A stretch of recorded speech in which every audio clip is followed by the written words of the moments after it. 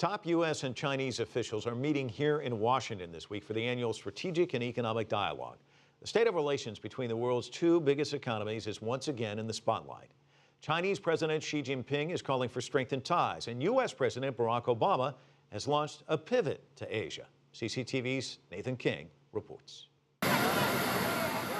Chinese President Xi Jinping's special representatives, Vice Premier Wang Yang and State Councillor Yang Jiechi, arrive in Washington. Many issues will be discussed in detail, but the overall China-US relationship will also be examined.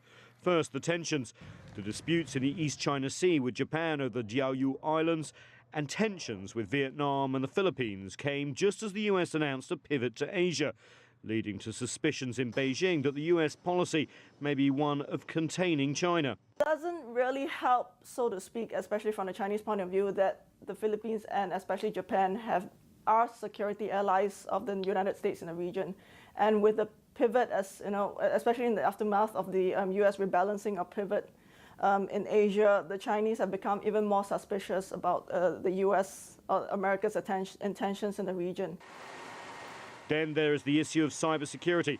Despite the allegations from US whistleblower Edward Snowden that US cyber surveillance was more widespread than previously thought, Washington is trying to make the distinction between its behavior and Beijing's, a tough sell, given the global reaction to Snowden's revelations. The Snowden affair, however, won't likely overshadow this strategic and economic dialogue. Snowden, after all, is no longer in Hong Kong, and already high-level officials from both countries have held the first session of the new cybersecurity working group, aimed at establishing some so-called rules of the road in cyberspace.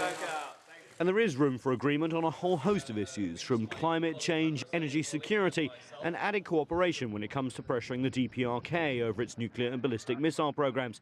However, Washington and Beijing remain split over approaches to Syria and Iran's nuclear ambitions. There are also tensions over the growth of the US-backed trade group, the Trans-Pacific Partnership. At the Xi-Obama summit in California in June, the Chinese president talked of wanting a new great power relationship. The talks here in Washington this week will be examined for evidence of that, but with crises in Egypt and a big push by the US to restart Israeli-Palestinian peace talks, there is a concern that US resources are being spread too thin. I'm a little bit worried that we don't have the appreciation as well as the in-depth understanding that we need to engage China on the level that this relationship deserves.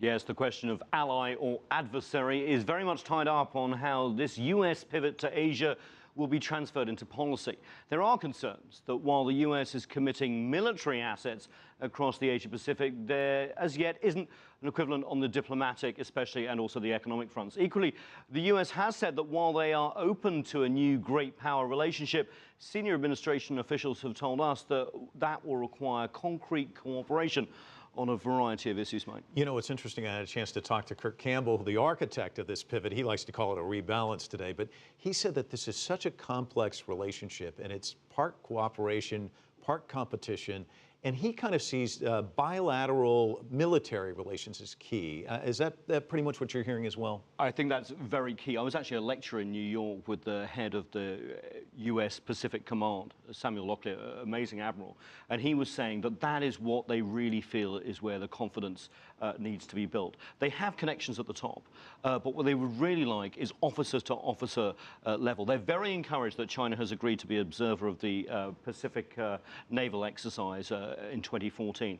What they really want is to build more ties so that misunderstandings and cooperation building, misunderstandings avoided and cooperation building goes ahead. And the other thing that Campbell says is this is just one phase of it. There's so many conversations going on at all times. And of course, we'll have much more on this tomorrow night as these very important meetings get underway.